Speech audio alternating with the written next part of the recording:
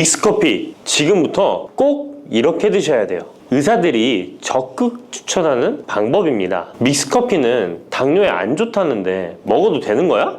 요즘 이렇게 질문하고 있지 않으신가요? 결론부터 말씀드리면 어떻게 먹는지에 따라 믹스커피는 건강에 도움이 될 수도 있고 안 될 수도 있습니다. 그래서 잘 알고 먹어야 하는 거죠. 지금부터 믹스커피에 대한 모든 것을 자세히 알아볼 텐데요. 영상 끝까지 보시면 믹스커피 성분, 효능, 부작용, 건강에 어떤 영향이 있는지와 사람에 따른 하루 권장량, 믹스커피와 같이 먹으면 정말 좋은 식품까지 그동안 몰랐던 믹스커피에 대한 모든 진실 아실 거예요. 제일 먼저 기억하실 게 믹스커피의 성분인데요. 믹스커피는 과연 어떤 성분으로 만들어졌을까요? 물론 믹스커피 제조사마다 성분이 조금씩 다르지만 가장 많이 드시는 믹스커피를 기준으로 말씀을 드릴게요. 믹스커피 성분 첫 번째는 프림입니다. 프림의 원료는 코코넛의 속살인데요. 코코넛 과육에서 채취한 식물성 지방을 분말로 만들어서 믹스커피의 프림으로 사용하는 것입니다. 근데 이 프림이 지방이니까 몸에 안 좋고 콜레스테롤 수치를 높인다 하는 분들도 있고 식물성 지방이라서 오히려 몸에 괜찮다 하는 분들도 있는데요. 어떤 게 맞는 걸까요? 정확히 말하자면 프림에 들어있는 지방은 코코넛에 추출한 식물성 지방이 맞긴 하지만 콜레스테롤을 대놓고 올리는 나쁜 포화지방이 맞습니다. 그런데 여기서 기억하셔야 할 것이 있는데요. 프림에 사용되는 주요 성분인 야자유는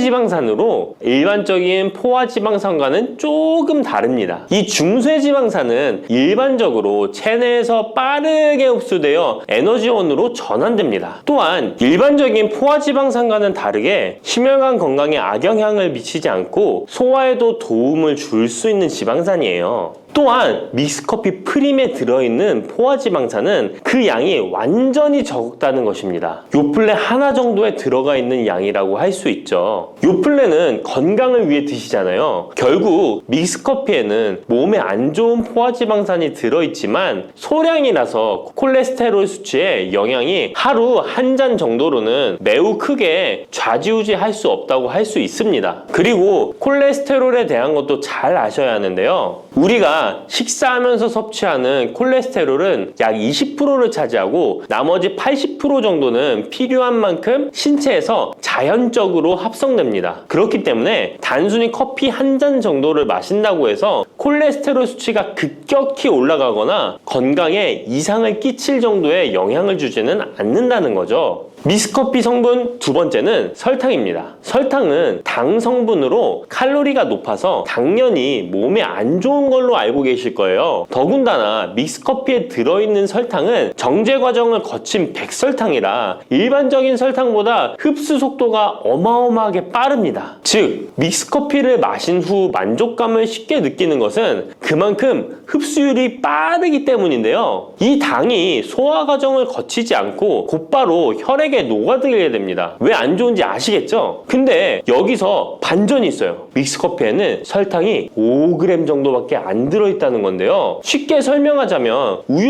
200ml 한 잔이 칼로리가 135칼로리 정도 되고요. 단순당 함량은 10g 정도 됩니다. 그리고 콜라 한 캔의 칼로리는 100칼로리 정도 되고 단순당 함량이 27g 정도 됩니다. 그리고 요구르트는 큰 거 말고 작은 요구르트도 칼로리가 45칼로리에 단순당 함량도 9g 정도 되는데요. 그렇다면 믹스커피 한 잔에 들어있는 칼로리는 얼마나 될까요? 믹스커피 한 잔에는 칼로리가 50칼로리 정도 들어있고요. 단순당은 6g 정도 들어있어요. 칼로리를 먼저 보자면 작은 요구르트 한 병 정도 수준인 거예요. 콜라랑 비교해봐도 콜라 절반 정도 수준이고 우유 200ml 한 잔하고 비교하면 3분의 1 정도 되는 거예요. 우유는 건강에 좋다고 드시는 경우가 많은데 칼로리로만 보면 믹스커피가 더 좋아 보이죠? 물론 칼로리만 비교할 수는 없겠죠. 그 다음에 단순당을 한번 비교해 볼게요. 단순당이 믹스커피 한 잔이 5g인데 작은 요구르트랑 비교해도 절반 정도 수준이고 콜라 한 캔이랑 비교하면 6분의 1 정도 수준이에요. 그리고 우유 200ml랑 비교해도 절반 수준인 거죠. 이렇게 비교하면 요구르트나 우유, 콜라 절대 먹지 말아야 하는 거 아니야? 이렇게 생각하실 수 있는데 그게 아니고요. 믹스커피가 그만큼 칼로리와 단순당이 생각하시는 것보다는 적다는 거예요. 칼로리와 단순당이 높으면 당연히 몸에 안 좋을 수 있는데 생각하시는 것처럼 믹스커피에 많지 않고 적응량이니 하루에 5잔, 6잔씩 매일 꾸준히 드시는 거 아니면 심각한 질환을 초래할 만큼 영향을 끼치지는 않습니다. 그러면 하루에 몇 잔까지 먹는 게 괜찮을까요? 일단 당뇨가 있거나 당이 높으신 분들은 하루 1잔 정도가 적당한데요. 식후 3시간 정도 후에 드시는 걸 추천드립니다. 그리고 당 체크를 계속 하시니 당 수치가 높지 않으시면 2잔 정도까지 드셔도 괜찮으실 거예요. 당뇨가 없으신 일반인 분들은 하루에 2잔에서 3잔까지도 상관이 없으시고요. 그렇다고 이를 매일매일 드시는 것은 적은 양이라도 몸속에 쌓이기 때문에 그리 좋지는 않다는 거 다들 알고 계시죠? 그래도 건강을 위해 미리 예방하는 차원에서 식후 바로 드시지 마시고 2시간 정도 후에 드시면 좋습니다.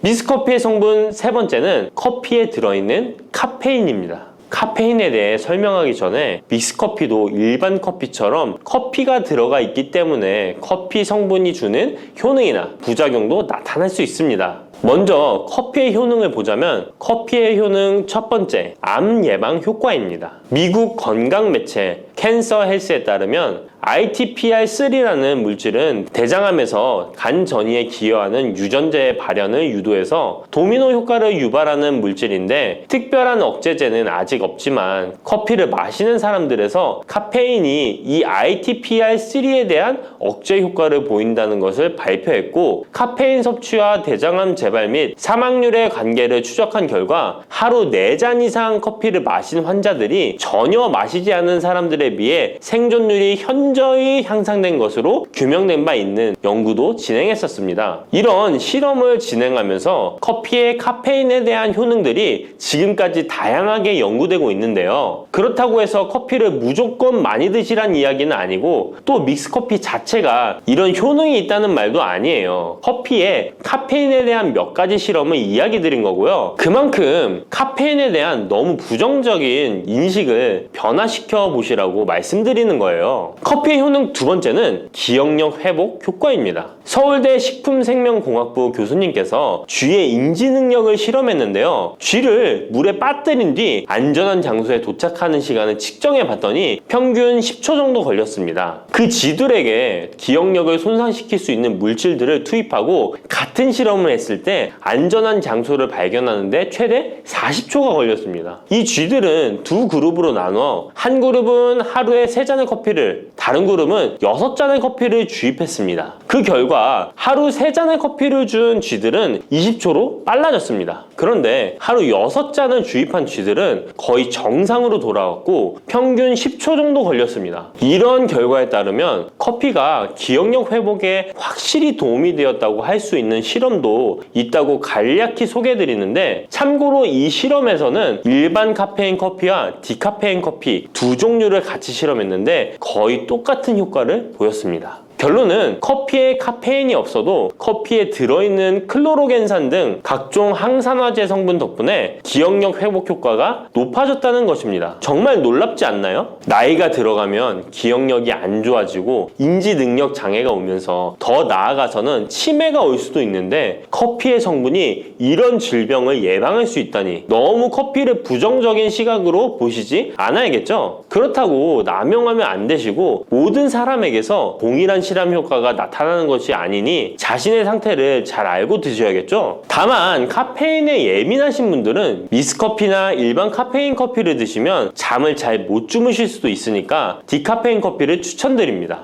그리고 역류성 식도염, 위염 같은 위장 질환이 있으신데 커피는 드시고 싶은 분들은 될 수 있으면 디카페인 커피를 드시면 되겠죠? 커피의 효능 세 번째는 혈당 조절 효과입니다. 전 세계적으로 대사증후군을 앓고 있는 사람이 10억 명이 훨씬 넘는다고 하는데요. 이처럼 많은 사람들이 모든 질병의 근원이라고 불리는 대사증후군을 가지고 있습니다. 최근의 연구들은 커피가 대사증후군의 발병 위험을 감소시킨다는 것을 보여주고 대사증후군의 발병 위험률을 감소시킨다는 것을 보여주고 있는데요. 커피에 대한 매우 흥미로운 연구 논문을 소개하겠습니다. 이 연구는 하루에 5잔의 카페인을 마신 사람들과 카페인이 없는 커피를 마신 사람들을 비교했습니다. 카페인 커피를 마시는 사람과 카페인 없는 커피를 마시는 사람은 커피를 마시지 않는 사람에 비해 당 섭취 2시간 후 혈당이 13.1%나 크게 떨어졌습니다.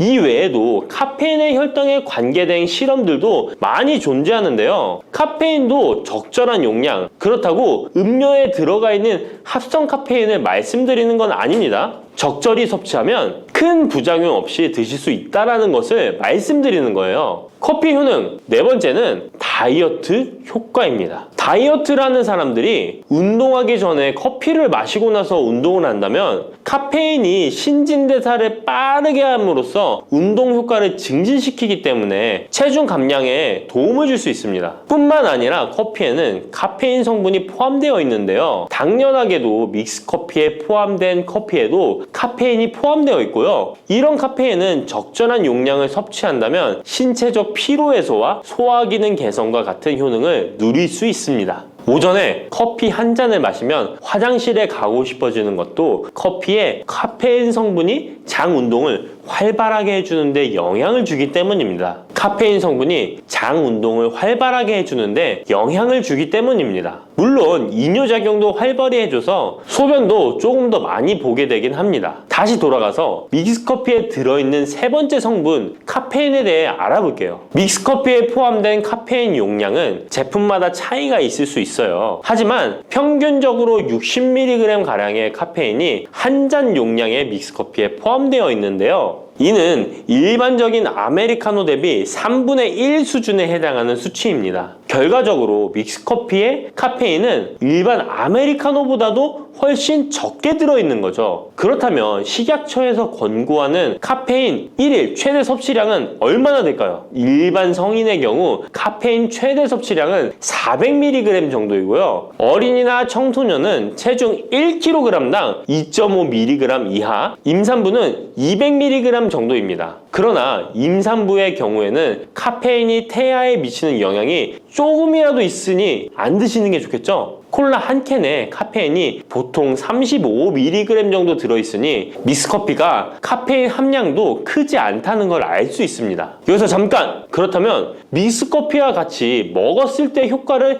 극대화시킬 수 있는 식품이 있을까요? 커피와 같이 먹으면 좋은 음식, 첫 번째는 강황입니다. 노란 빛깔의 강황가루를 넣은 커피를 골든 라떼라고도 부르고 있습니다. 강황이 몸에 좋다는 사실이 알려지면서 이미 미국과 유럽 등 전 세계적으로 엄청난 인기를 끌고 있는 새로운 종류의 커피 중 하나인데요. 강황에 함유된 커큐민 성분에는 강력한 항염 효과를 지니고 있어서 체내의 염증 유발 물질을 억제하며 암세포가 발생하고 증식되는 위험을 낮춰줍니다. 또한 우울증을 완화하는 데도 도움이 되며 기억력을 개선하고 치매를 예방하는 등의 다양한 효능을 가지고 있습니다. 강황 커피는 커피 한 컵에 강황 한 티스푼을 넣어 마시면 좋은데요. 강황 속의 커큐민은 우리 몸에 굉장히 흡수되기 어려운 성질을 가지고 있습니다. 그래서 세계적으로 유명한 원료 기업들은 각 기업마다의 커큐민 흡수율을 높인 특허 원료를 만들어내곤 하는데 간단하게 흡수율을 높일 수 있는 방법이 있습니다. 바로 후추입니다. 미국 텍사스 주립대학에서 실시한 연구 결과 강황의 커큐민은 후추의 페페린과 만나면 흡수율이 2000%까지 높아지는 것으로 나타났습니다. 강황 커피에 후추를 아주 살짝 넣어 드시면 건강 개선 효능을 높일 수 있으며 만약 향이 강하다고 느껴지신다면 우유를 조금만 넣어 드셔도 아주 좋습니다. 믹스커피와 같이 먹으면 좋은 음식 두 번째는 계피입니다. 커피에 계피를 넣으면 아주 향긋한 커피를 즐길 수 있어요. 후추와 정향에 이어 세계 3대 향신료 중 하나인 계피는 이미 수천 년 동안 약재로 사용되어 왔으며 여러 연구를 통해 계피의 다양한 효능이 입증되어 왔습니다.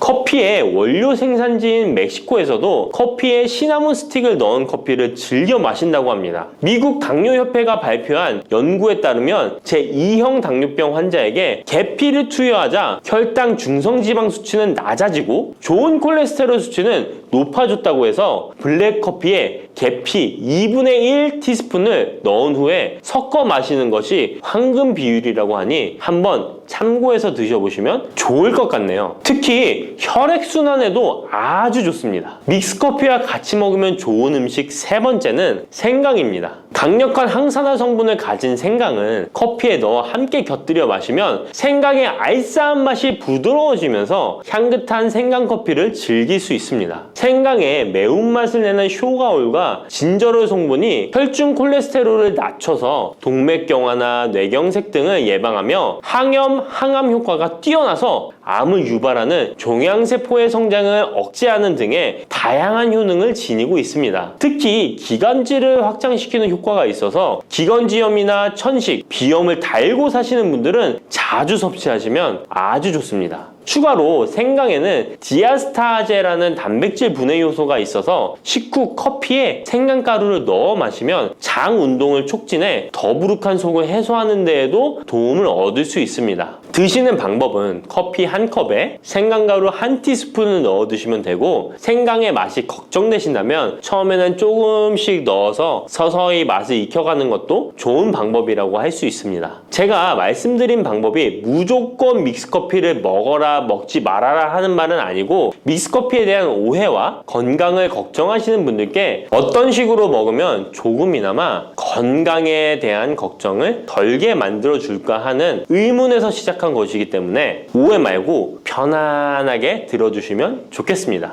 블루베리는 세계 10대 건강식품에 들어갈 만큼 우리 몸을 건강하게 하는데 도움이 되는 과일입니다. 최근 10년간 소비량이 가장 많이 늘어난 과일이기도 한데요. 특히 50대 이상에서 급속도로 섭취량이 늘어나고 있습니다. 이렇게 섭취량이 급속도로 올라가고 있는 이유는 블루베리가 먹기에도 편하고 건강에도 좋다고 알려져 있기 때문인데요. 냉동 블루베리의 판매량도 함께 증가하고 있습니다. 냉동 블루베리를 씻지 않고 그냥 드시는 분들이 많아지고 있는데요. 누구는 그냥 먹어도 된다. 어떤 사람은 반드시 씻어서 먹어야 된다. 의견이 분분합니다. 영상을 통해서 블루베리를 먹는 방법과 블루베리의 효능, 함께 먹으면 안 되는 음식과 함께 먹으면 좋은 음식까지 블루베리에 대한 모든 것 알려드리겠습니다. 먼저 냉동 블루베리 씻어야 되느냐 그냥 먹어도 되느냐 완벽하게 정리해드리겠습니다. 결론부터 말하자면 씻어서 드시는 것이 안전하다입니다. 먼저 냉동 블루베리를 구입하셨다면 식품의 유형을 확인하시기 바랍니다. 식품의 유형에 과체 가공품이라고 적혀 있다면 씻어서 냉동한 블루베리이기 때문에 그냥 드셔도 되긴 합니다. 그런데 식품 유형에 농산물이라고 표기되어 있다면 이것은 씻지 않고 냉동되어 유통된 블루베리이기 때문에 반드시 씻어서 드시는 것이 좋습니다. 그런데 간혹 식품의 유형이 표기되어 있지 않은 제품들도 있는데요. 이런 제품도 씻어서 드시는 게 좋겠죠? 2022년 한국소비자연맹에서 현재 시중에서 판매되고 있는 냉동과일, 블루베리, 망고, 딸기 등의 제품을 선정하여 안정성 평가를 했는데요. 과체 가공품 같은 세척과일 제품에서 미생물, 잔류농약, 곰팡이, 독소 등의 검사에서 규격 기준에는 적합하긴 했지만 미생물과 잔류농약이 검출된 제품들도 있었습니다. 이 자료를 바탕으로 한다면 냉동 블루베리 제품도 이미 씻어서 유통이 되고 있다고 할지라도 한번 씻어서 드시는 것이 좋겠습니다. 블루베리를 씻는 방법은 흐르는 물에 30초 정도만 씻어주면 되는데요. 깨끗이 씻는다고 블루베리를 물에 오래 담가두거나 흐르는 물에서도 오래 씻으면 안 됩니다. 블루베리에 함유된 안토시아닌 성분은 수용성이기 때문에 영양소가 다 빠져나가 버릴 수 있습니다. 잔류농약 또한 수용성이기 때문에 흐르는 물에 30초 정도만 씻어도 충분하니까 걱정하지 말고 드셔도 됩니다. 블루베리는 특별히 생과일보다 냉동 블루베리가 안토시아닌의 함량이 높아집니다. 시드니의 뉴사우스 웨일즈 대학의 연구진이 블루베리를 건조, 냉장, 냉동했을 때 핵심 영양소가 어떻게 변화되는지 실험을 했는데요. 안토시아닌의 함량이 블루베리 1g당 생과일일 때 7.2g이었는데 냉장 보관하여 2주가 지났을 때 5.7mg으로 줄었고 건조했을 때는 4.3mg으로 더욱 줄었습니다. 그런데 냉동 한 달 후에는 8.1mg으로 생과일 때보다 늘어났고 냉동 3달이 지나자 7.9mg으로 소폭 줄었지만 역시 생과일 때보다는 많은 함량이 확인되었습니다. 실험 결과만으로만 보면 블루베리는 냉동으로 드시는 것이 가장 많은 영양 성분을 섭취할 수 있다는 말이 되겠네요. 추가로 눈 건강이나 심혈관 질환, 당뇨 등에 도움이 많이 되는 이 안토시아닌 함량이 개런티된 영양제도 많이 나와 있으니 꼭 블루베리, 빌베리와 같은 영양제를 드시려면 건강기능식품으로 제조된 안토시아닌 함량이 최소 50mg 들어있는 제품을 드시면 좋겠죠? 그렇다면 다른 채소나 과일은 냉동했을 때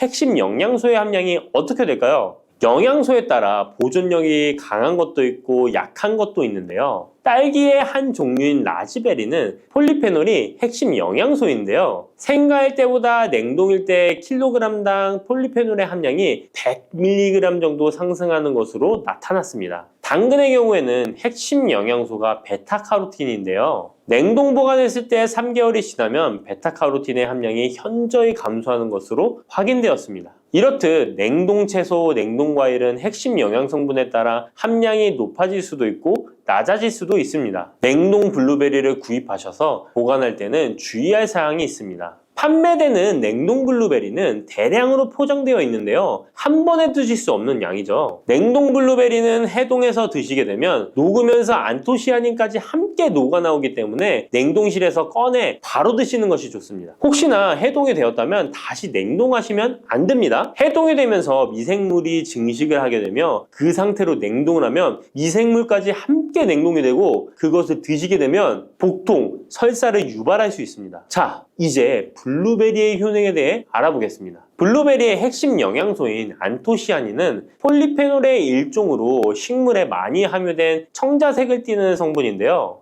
블루베리의 색깔이 짙은 보라색을 띠는 것이 바로 안토시아닌 때문입니다. 안토시아닌의 과일별 함량에서는 빌베리, 블루베리가 가장 높은 함량을 가지고 있는 것으로 알려져 있는데요. 안토시아닌 함량이 높고 좋은 빌베리, 블루베리일수록 드셨을 때 입안에 보랏빛으로 착색이 심하게 되는 경우가 많아요. 인공색소가 아니기 때문에 전혀 걱정 안 하셔도 되고 10분 정도 지나면 자연히 없어지니 시중 빌베리, 블루베리가 포함된 건강기능식품을 드셨을 때 착색이 되더라도 전혀 걱정 안 하셔도 됩니다. 안토시아닌의 가장 큰 효능은 눈을 건강하게 한다는 것입니다. 안토시아닌은 로놉신의 제합성을 촉진하여 시력을 보호하고 백내장, 안구 건조증, 망막염 등의 눈 질환을 예방합니다. 눈의 피로와 노화를 방지하며 초기 근시도 예방하는 것으로 알려져 있습니다. 또한 강력한 항산화 물질인 안토시아닌은 체내 활성산소를 제거하여 세포의 노화를 방지해 주는데 뇌세포의 노화까지 예방을 합니다. 폴리페놀 성분인 안토시아닌은 뇌 신경세포를 보호하고 신경 전달 물질의 분비를 촉진하여 뇌의 기능도 향상시키며 뇌의 해마를 자극하여 기억력을 향상시키고 치매를 예방하는 데에도 효과적입니다. 테로스틸벤 성분이 뇌의 신경 전달 물질인 도파민과 노르에피네프린의 분비를 촉진하여 집중력을 향상시키는 데에도 도움을 주는 것으로 알려져 있습니다. 간단히 말하자면 블루베리를 꾸준히 섭취하시면 기억력, 집중력을 향상시키고 치매를 예방하는 데에도 조금이나마 도움을 줄 수 있다는 것이에요. 또한 활성산소를 제거하는 안토시아닌은 피부 미용에도 좋은 효능을 발휘하는데요. 피부 노화를 방지할 뿐만 아니라 염증을 제거하고 억제하는 효과도 있어서 여드름, 피부를 개선하는 데에도 도움이 됩니다. 또한 비타민과 미네랄이 풍부하여 피부를 건강하게 유지하고 풍부한 안토시아닌과 비타민C는 피부의 수분을 유지하는 데 도움을 주어 주름을 예방하고 피부톤을 밝게 하는 데에도 도움을 줍니다. 그리고 풍부한 식이섬유는 장의 운동을 촉진시켜주고 장 내의 노폐물을 흡착하고 배출시켜 피부 트러블을 개선하는 효과도 있습니다. 나이가 들면서 머리숱도 많이 줄어들게 되어 탈모로 걱정하시는 분들도 늘어나는데요. 블루베리는 탈모 예방에도 효과적이에요. 블루베리의 안토시아닌은 튼튼한 모발이 자라날 수 있도록 모낭세포를 자극해주고 두피세포의 노화를 예방하여 탈모를 예방하게 되는 것입니다. 또한 블루베리에 함유된 비타민C는 머리카락 조직 형성에 필수적인 성분이고 콜라겐 생성을 촉진하여 모발을 강화하고 두피 건강을 증진하는 데에도 도움이 됩니다. 항산화 성분인 안토시아닌은 머리카락 세포를 손상시키는 자유라디칼을 제거하고 머리카락 손상을 예방하는 데 도움이 되어 탈모를 예방하는 것입니다. 블루베리는 당뇨의 위험이 있는 분들에게 특히 도움이 되는데요. 블루베리는 혈당 수치를 낮추어주고 당분을 에너지원으로 사용하는 신진대사의 과정을 촉진해주는 효능이 있습니다. 미국의 당뇨병 협회는 블루베리를 당뇨병 슈퍼푸드라고 부르며 블루베리를 꾸준히 섭취하면 인슐린 감수성을 향상시키고 혈당을 낮추는 데 도움이 된다고 발표했습니다. 블루베리에 대한 연구를 진행했는데요. 하루에 150g의 블루베리를 섭취한 실험군은 혈당 스파이크의 발생이 낮아졌고 인슐린 수치 또한 낮아진 것으로 확인되었다고 발표했습니다. 블루베리에 함유된 안토시아닌뿐만 아니라 칼륨, 비타민 B6는 심장 건강을 지키는 데 도움을 주는데요. 이 성분들은 체내 콜레스테롤과 혈액의 지방을 감소시켜 혈액순환을 원활하게 해줍니다. 이런 효능으로 심장마비나 협심증을 일으키는 죽상동맥경화증을 예방하는 데 도움을 주게 됩니다. 또한 호모시스테인이 체내에 과하게 축적되면 혈관을 손상시키고 혈전을 생성하여 심장마비, 뇌졸중 등의 심혈관 질환을 유발할 수 있는데요. 블루베리의 풍부한 엽산과 비타민 B6는 호모시스테인의 축적을 방지하여 심혈관 질환을 예방할 수 있습니다. 블루베리는 많이 드시는데 블루베리 잎에는 관심이 별로 없는 것이 사실인데요. 블루베리 잎이 열매의 항산화 효능보다 뛰어나다는 사실 알고 계신가요? 블루베리 잎은 열매보다 안토시아닌 함량이 높고 또한 폴리페놀의 일종인 클로로겐산의 함량도 높아 열매보다 항산화 효과가 20에서 30배 높은 것으로 알려져 있습니다. 놀랍지 않나요? 이러한 블루베리 잎은 차로 우려서 드시면 되는데요. 물 1리터에 잎 4g을 넣고 10분 정도 끓인 후에 식혀서 드시면 됩니다.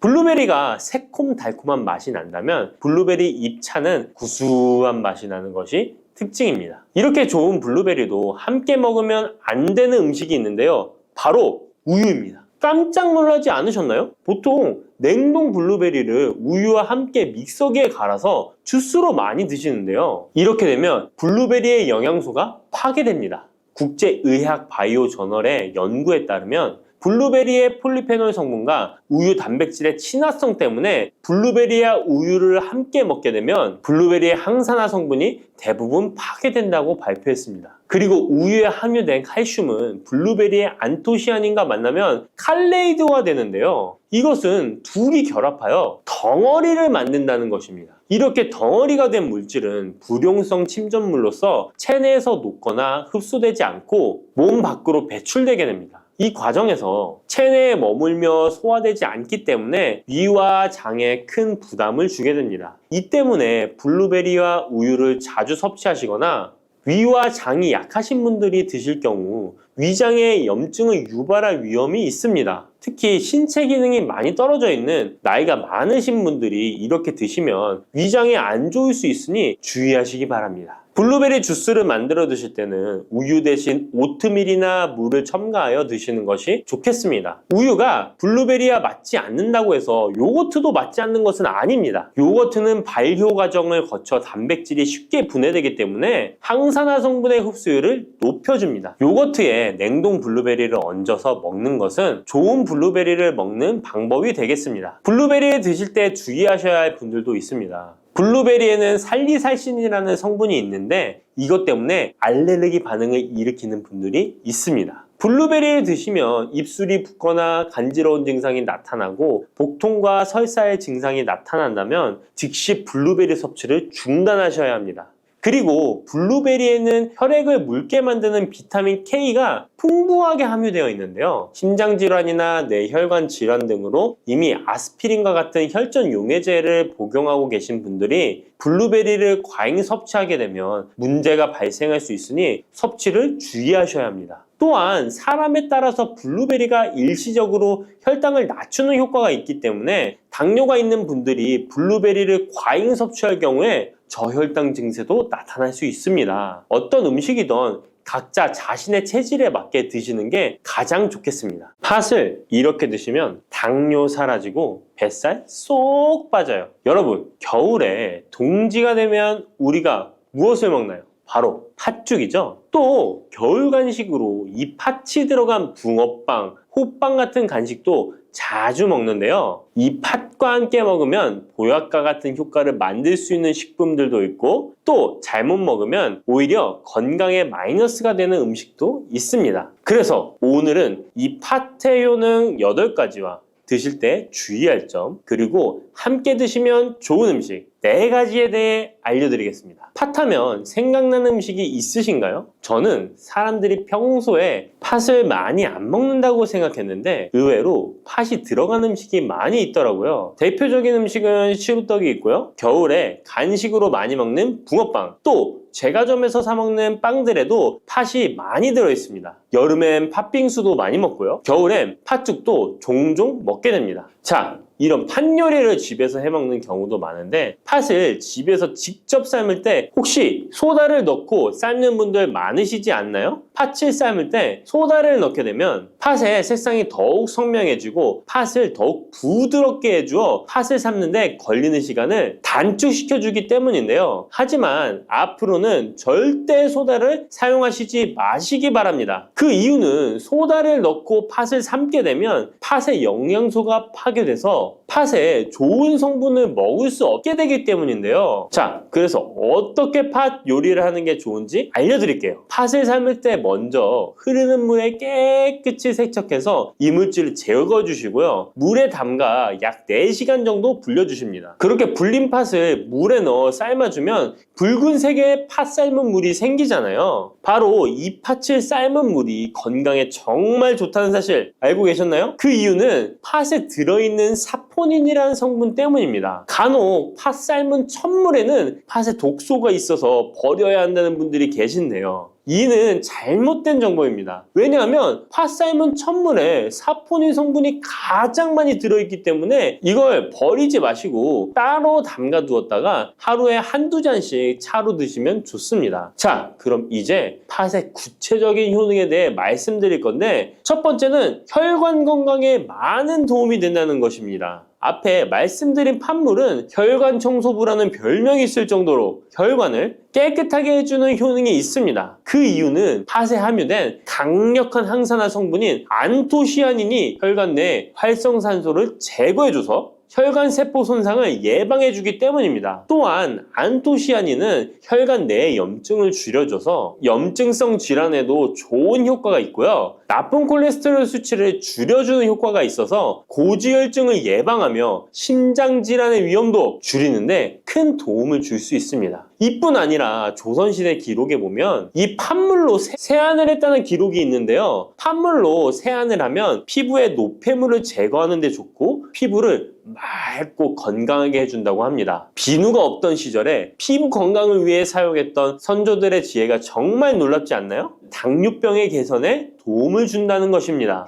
2014년에 발표된 한 연구에서 팥을 섭취하는 것이 2형 당뇨병 환자의 혈당 수치와 인슐린 저항성을 개선하는데 도움이 되는 것으로 보고가 됐습니다. 이 연구에서는 4주 동안 매일 팥을 섭취한 결과 당뇨 환자들의 공복 혈당 수치가 무려 평균 19.5% 감소하였고 인슐린 저항성 또한 줄어든 것으로 나타나서 당뇨가 있거나 당뇨 예방이 필요하신 분들은 꼭 팥을 꾸준히 드셔보시기 권해드립니다. 세 번째 팥의 효능은 몸의 부종을 제거하고 다이어트에 도움을 주는 것입니다. TV에서 연예인들이 이 팥으로 다이어트를 해서 효과를 봤다고 했던 적도 있었고요. 한의학 책 중에 본초 강목에 보면 팥을 오랫동안 먹으면 여위고 마르기 때문에 살찐 사람이 먹는 것이 좋다라는 내용이 증상이 나옵니다. 그래서 한의원에서 다이어트 처방을 할 때도 팥을 쓰는 경우가 많이 있는데요. 그 이유는 바로 팥에 들어있는 칼륨 때문입니다. 팥에는 쌀의 10배 이상, 바나나의 약 4배 이상의 칼륨이 들어있는데요. 이 칼륨이 몸 안에 나트륨 배출을 도와서 당뇨 환자들의 신장 부담을 줄여주고 혈압 상승을 억제해주는 효능이 있고요. 또한 이뇨작용이 있어서 이를 통해 부종을 줄여줄 수가 있습니다. 그래서 우리가 보통 물살이라고 부르는 잘 부으면서 살이 찌는 분들은 다이어트에 이 팥을 이용하시면 효과를 볼 수가 있습니다. 그래서 그에 대한 연구 결과도 있었는데요. 실험주에 팥 추출물을 먹였더니 근육 손실 없이 체지방 함량이 30% 이상 줄었고 몸무게도 37%나 감소했다고 합니다. 사람과 똑같을 수는 없지만 분명히 팥이 체중 감량에 도움이 된다는 결과라고 볼 수가 있습니다. 네 번째, 팥의 효능은 변비를 개선하는 데 도움을 주는 겁니다. 팥에는 사포닌뿐 아니라 많은 식이섬유가 들어있기 때문인데요. 사과에 비해서 약 10배나 많은 식이섬유가 들어있습니다. 그래서 팥을 섭취하게 되면 이 식이섬유가 장 운동을 활발히 하고 대변을 부드럽게 만들어 배변을 원활하게 해줄 수 있고요. 또한 이 식이섬유는 장에 있는 유익균들에게 풍부한 먹이를 제공해주기 때문에 장내 유익균의 증식에도 직접적으로 효과를 줍니다. 이를 통해서 장의 전반적인 환경을 좋게 바꿔줄 수가 있고 이것은 몸의 면역력 향상과도 연결되어 있기 때문에 우리가 프로바이오틱스를 복용할 때도 팥을 함께 드셔보면 그 효과가 커지는 것을 느끼실 수가 있을 겁니다. 다섯 번째 팥의 효능은 탈모 예방에 도움을 준다는 것입니다. 나이가 들면서 머리숱이 점점 없어져 고민하시는 분들 정말 많은데요. 팥과 함께 천연 탈모약이라 불리는 수수를 함께 드신다면 탈모 예방에 큰 도움을 받을 수 있습니다. 그 이유는 바로 팥과 수수에 들어있는 비오틴이라는 성분 때문인데요. 이 비오틴은 모발의 모공에서 자라는 단계부터 필요하고 손상된 머릿결이 재생되는 데까지 관여하는 정말 중요한 성분입니다. 건강한 머릿결을 만드는데 꼭 필요한 성분이라고 할 수 있습니다. 비오틴이 몸속에서 부족한 현상이 나타나면 머리카락이 얇아지면서 많이 빠지게 되고 또한 두피가 건조해지고 가려움증이 생기면서 탈모를 가속화할 수 있습니다. 그런데 팥에는 이 비오틴뿐 아니라 모발 성장에 도움이 되는 아미노산이 풍부하고 수수에는 미네랄 성분이 풍부하여 머리카락을 건강하게 유지하는데 직접적으로 도움을 주게 되고요. 또한 팥과 수수에 함유된 항산화 물질들이 머릿결을 상하게 하는 자유 라디칼 성분을 중화해 주어 머리카락 건강에 큰 도움을 주는 것입니다. 여섯 번째 팥의 효능은 우리나라 사람에 꼭 필요한 탄수화물 소화를 돕는다는 것입니다. 이는 팥에 함유되어 있는 비타민 B의 역할 때문인데요. 비타민 B는 탄수화물, 단백질, 지방을 에너지로 변환하여 우리 몸을 충전해주는 역할을 합니다. 또한 신경 전달 물질인 뉴로트랜스미터의 합성에 관여해 뇌신경을 건강하게 하는 데에도 도움을 줍니다. 팥을 잘 섭취하면 뇌를 건강하게 해주어 치매 예방에도 도움이 되는 것입니다. 자, 앞에서 팥과 함께 먹으면 좋은 음식이 수수가 나왔는데요. 하나 더 말씀드릴게요. 바로 호박입니다. 호박은 기본적으로 여러 영양성분이 풍부하지만 호박에는 비타민 B가 없어서 호박과 팥을 함께 드시면 서로의 부족한 부분을 채워줄 수가 있고요. 또한 호박에도 소화 기능을 개선해주는 기능이 있어서 팥과 함께 드시면 시너지 효과가 있고요. 그리고 팥처럼 호박에도 이뇨작용이 있는데요. 팥과 호박의 이뇨작용은 과정이 약간 다릅니다. 팥은 몸속의 부종, 노폐물과 독소를 빨아들여서 배출하는 이뇨작용을 하는 것이고요. 호박은 신장에서 만들어지는 호르몬의 분비를 억제하여 이뇨작용을 촉진하게 되는데 이렇게 되면 신장에 과다하게 축적되는 수분을 배출하는 역할을 해줄 수가 있어서 더 도움이 될 수 있습니다. 일곱 번째 팥의 효능은 빈혈을 개선하는 데 도움을 주는 것입니다. 보통 우리 몸에 철분이 부족해지면 빈혈 증상이 나타나죠. 빈혈로 인해 어지러움, 두통, 체력 저하 등의 증상이 나타나게 되는데 팥에는 앞에서 얘기한 단백질, 식이섬유, 칼륨, 비타민, 비오틴뿐만 아니라 바로 칼슘과 철분 또한 풍부합니다. 팥에 함유된 철분의 함량이 우유의 약 100배나 된다는 사실 알고 계셨나요? 그래서 팥을 드시면 철분 부족으로 인한 빈혈을 개선하는데 도움이 되기 때문에 빈혈이 있으신 분들은 꼭 기억하시면 좋겠습니다. 여덟 번째 팥의 효능은 스트레스를 줄여주는데 도움을 준다는 것입니다. 팥에 함유된 비타민 B가 신경계를 안정화시켜주는 효과가 있어서 스트레스로 오는 증상들을 줄여줄 수가 있고요. 또 팥에는 마그네슘의 함량도 높은데요. 마그네슘 또한 신체의 스트레스 반응을 조절하는 데 중요한 역할을 합니다. 팥 속에 들어있는 마그네슘을 통해서 스트레스로부터 몸이 회복되는 데 도움을 받을 수가 있습니다. 그리고 팥에는 복합탄수화물도 풍부한데요. 복합탄수화물은 천천히 소화되어 급격한 혈당 상승을 방지하고 일정한 에너지 공급을 유지하는 데 도움이 됩니다. 이는 스트레스 상황에서도 안정적인 에너지 공급을 유지할 수 있게 해줘서 스트레스를 관리하는 데 도움이 될 수 있습니다. 이렇게 좋은 팥도 드실 때 주의사항이 있는데요. 과하게 많이 드시면 이뇨작용 때문에 몸에 무리를 줄 수 있는데요. 이를 방지할 수 있는 방법이 있습니다. 바로 찹쌀과 함께 드시는 겁니다. 팥죽을 끓일 때 찹쌀을 넣어 함께 죽을 만드는 경우도 있고 쫄깃쫄깃한 찹쌀로 경단, 새알을 만들어 넣어 먹는 경우도 있죠. 선조들의 지혜가 정말 놀라운데요. 이렇게 찹쌀과 팥을 함께 드시면 팥 때문에 몸 안에 수분이 과하게 빠져나가는 것을 찹쌀이 막아줘서 문제가 생기지 않게 해주는 것입니다. 그리고 다른 주의사항은 팥의 찬 성질인데요. 그래서 장이 좋지 않은 분들이 팥물을 많이 드시게 되면 소화불량, 복부팽만, 복부 통증을 일으킬 수 있으니까 주의하셔서 조금씩 드셔보시는 게 좋고요. 만약에 이런 점이 불편한 경우에는 생강과 함께 드시면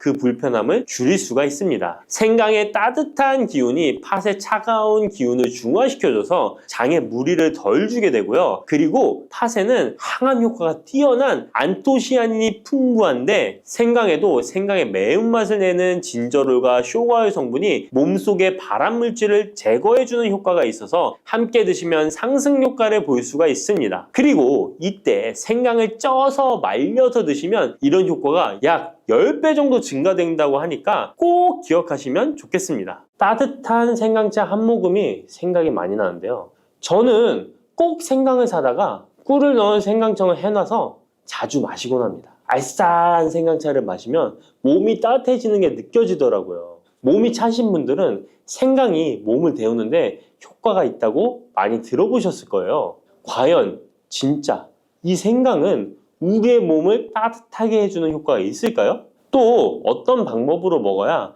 효과가 좋을지 같이 알아볼게요. 생강은 다양한 건강 효능을 가지고 있어 요즘 많은 사람들이 주목하는 식품 중 하나인 거 알고 계시나요? 생강은 우리 몸에 여러 가지 유익한 성분들이 함유되어 있는데요. 그 중에서도 진저론, 쇼가올, 진저롤 성분들은 생강의 특유의 매운맛과 향을 내는 성분들이기도 합니다. 특히 이 성분들은 노년층에게도 유익한 성분이라서 건강관리에 큰 도움이 될 수 있는데요. 주목할 만한 생강의 대표적인 성분 3가지 바로 소개해 드릴게요. 생강의 첫 번째 성분은 진저론입니다. 진저론은 생강에서 가장 대표적인 활성 성분으로 생강의 매운맛과 특유의 향을 담당하고 있는데요. 진저론은 항산화 효능이 뛰어나며 세포 손상을 막아주고 노화를 예방하는 데 도움이 됩니다. 또한 진저론은 소염 작용을 가지고 있어 염증을 줄이고 통증 완화에도 효과가 있는데요.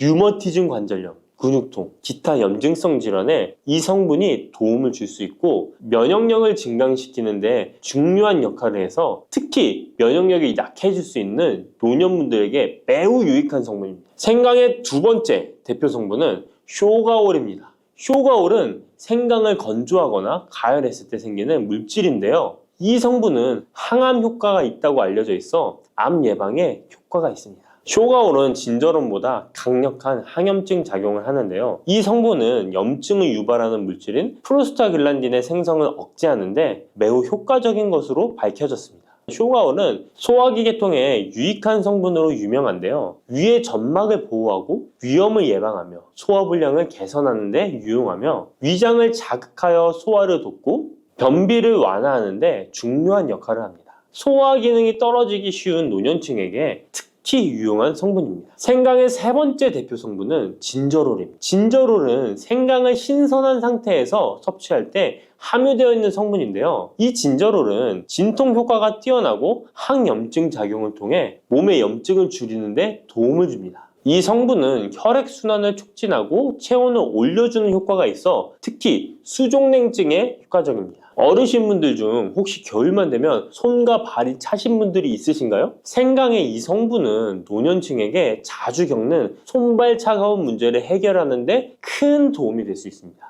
또한 항균과 항바이러스 성질을 가지고 있어 감염 예방에 도움을 받을 수 있으므로 호흡기 질환을 예방하고 증상을 완화하는 데 효과적인 성분입니다. 혹시 중국의 성인 공자를 아시나요? 누구든지 한 번쯤은 들어보셨을 텐데요. 공자는 살아생전에 먹는 음식도 매우 철저하게 관리했다는데요. 공자가 매 식사마다 생강을 빼놓지 않고 먹었다는 것 알고 계셨나요? 공자는 생강이 얼마나 몸에 좋은지 그 옛날부터 알고 있었던 것이죠. 공자는 73세에 생을 마감했는데 그 옛날 평균 수명을 생각하면 어마어마하게 장수를 했던 것이죠.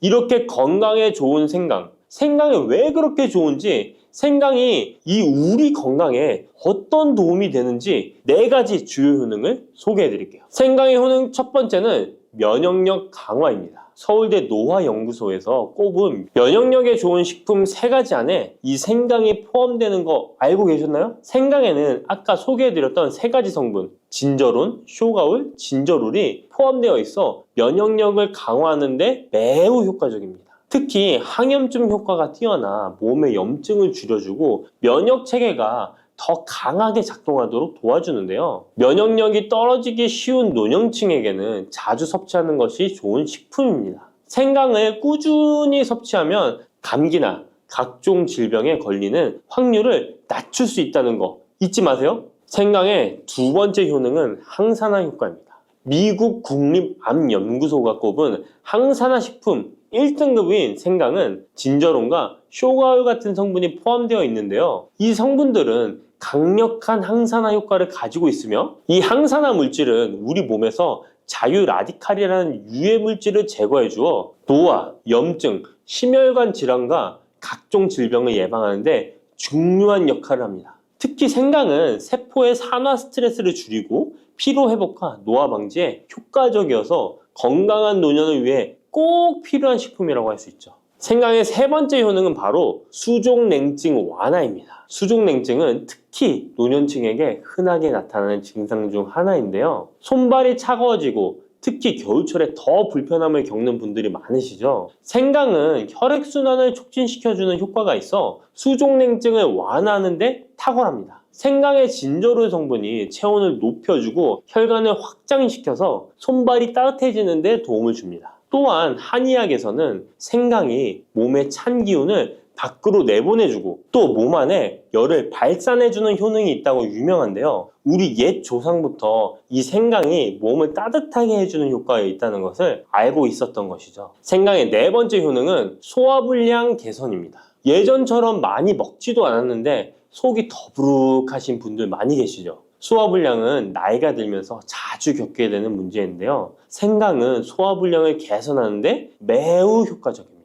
생강에 포함된 쇼가울 성분은 위장의 운동을 촉진시키고 위염을 예방하는 데 도움이 되는데요. 또한 메스꺼움이나 구토 증상을 완화시켜주기 때문에 특히 소화기 계통에 문제가 있는 분들에게 좋습니다. 그런데 이렇게 좋은 생강 그냥 차로만 드시고 계시는 분 많으시죠? 각 방법은 그에 맞는 효능을 더욱 잘 발휘할 수 있기 때문에 여러 방법으로 생강을 활용하는 것이 좋습니다. 차로 드시는 것 말고도 여러 가지 섭취하는 방법에 대해 자세히 알려드릴게요. 첫 번째 방법은 가장 간단한 방법으로 생으로 먹는 것입니다. 생강을 얇게 썰어서 샐러드나 요리에 넣어 먹을 수 있는데요. 생으로 먹을 경우 생강의 모든 효능을 그대로 섭취할 수 있으며 항산화와 항염 효과를 가장 잘 느낄 수 있습니다. 물론 그 특유의 매운맛이 강하기 때문에 매운맛을 좋아하지 않는 분들은 식초에 절여주시거나 물에 조금 담가 매운기를 확 빼고 드시거나 생으로 조금 먹는 것이 좋습니다. 2번째 방법은 생강을 말려서 먹는 방법입니다.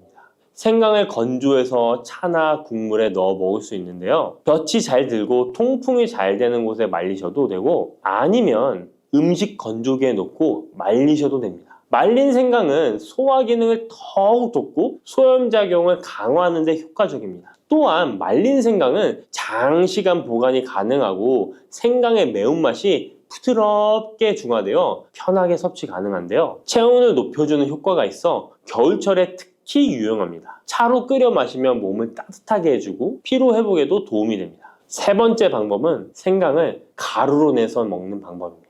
생강가루는 다양한 요리에 활용할 수 있고 특히 음료나 디저트에 넣어 먹기에 좋은데요. 혹시 진저맨 쿠키라고 들어보셨나요? 크리스마스에 자주 보이는 쿠키인데요. 외국에서는 진저맨 쿠키라고 쿠키 반죽에 생강가루를 넣어 겨울철 생강을 먹기 싫어하는 아이들에게 주는데요. 이렇게 가루 형태로 만들게 되면 생강의 매운맛을 부드럽게 즐길 수 있고 물에 타서 마시거나 다양한 요리에도 넣어 드실 수 있고 또한 소화 기능을 돕고 약간의 진통 효과까지 누릴 수 있습니다. 그냥 생강만 드시게 되면 너무 맵다고 하시는 분들 있으신가요? 혹시 생강의 향이 너무 강해서 조금 옅게 드시고 싶은 분도 있으실 텐데요. 그런 분들은 주목해 주세요. 생강과 잘 어울리는 식품 몇 가지 소개해 드릴게요. 생강과 잘 어울리는 식품 첫 번째는 레몬입니다. 레몬과 생강은 궁합이 아주 좋은데요. 레몬은 비타민C가 풍부해서 면역력 강화에 도움을 주고 생강은 항산화 작용을 하는데요.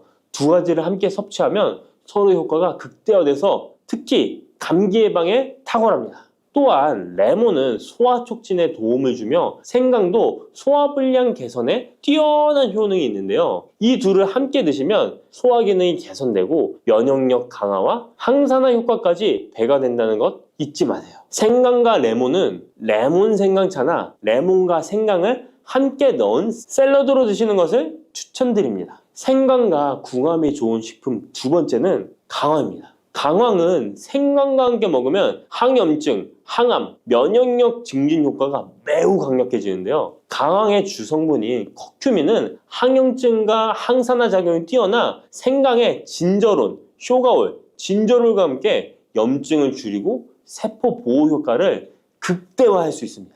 또한 강황은 면역력을 강화하는 데도 중요한 역할을 하는데요. 생강과 강황은 두 가지 모두 소염작용이 뛰어나기 때문에 관절염이나 염증성 질환을 앓고 있는 사람들에게 매우 뛰어난 작용을 합니다. 강황 생강차는 특히 겨울철에 체온을 올려주는 효과가 있어 겨울철 몸이 차신 분들, 수족냉증이 있으신 분들에게 추천드립니다. 생강과 같이 먹으면 좋은 식품 세 번째는 꿀입니다. 겨울철 꿀에 생강을 담가 차로 드시는 분들 많으시죠? 꿀은 생강과 함께 섭취하면 그 효능이 배가 되는데요. 꿀은 항균과 진정 효과가 있어 생강의 자극적인 맛을 부드럽게 해줄 뿐만 아니라 또한 꿀은 피로 회복해 주고 생강과 함께 먹으면 소화불량 개선에도 도움이 됩니다. 꿀 생강차는 속을 따뜻하게 해주고 위와 목을 따뜻하게 해주어 감기 증상이나 기침 완화에도 좋은 음료입니다.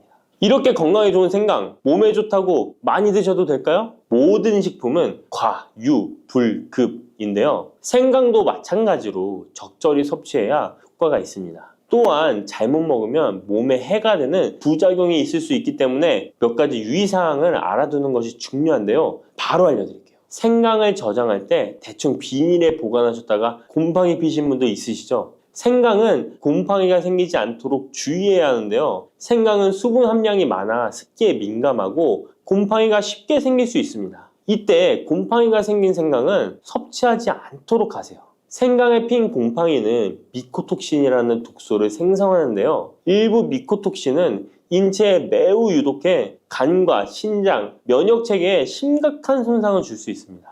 생강의 일부분만 곰팡이가 생겨도 이 독이 생강 전체에 퍼질 수 있어 곰팡이 핀 생강은 아깝더라도 전체 다 버리셔야 한다는 거 잊지 마세요. 곰팡이가 피지 않도록 생강을 보관할 때는 통풍이 잘 되는 곳에 보관하고 습기가 많은 곳은 피하는 것이 좋습니다. 생강은 많은 효능을 가지고 있지만 과다 섭취할 경우 부작용이 있을 수 있는데요. 너무 많이 지나치게 먹으면 속이 쓰리거나 위염이나 위장장애를 일으킬 수 있습니다. 하루에 2에서 3g 정도로 섭취하는 것이 적당하며 위장에 민감한 분들은 조금 더 적은 양을 섭취하는 것이 좋다는 것 기억하세요.